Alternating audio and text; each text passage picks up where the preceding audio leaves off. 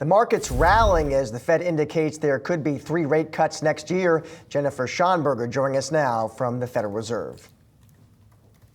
Good afternoon, Josh. Fed Chair Jay Powell saying that officials believe that they are at or near the peak for interest rates on this cycle, but that they still want to keep rate hikes on the table as a possibility. Here are 3 takeaways from Fed Chair Powell's press conference this afternoon. Number 1, Fed officials still need to see further progress that inflation is coming down lower to be confident that they can see inflation sustainably move to their 2% target.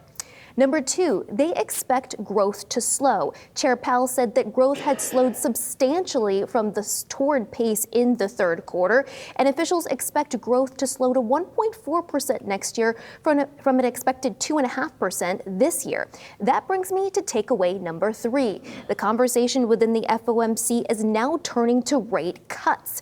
Powell saying that conversations at this point are preliminary, but that is the direction going forward, and there's no consensus yet on rate cuts. When I asked Chair Powell when the Fed could begin cutting, he told me it will be before they reach their 2% target. Take a listen. It takes a while for policy to get into the economy, affect economic activity, and affect inflation.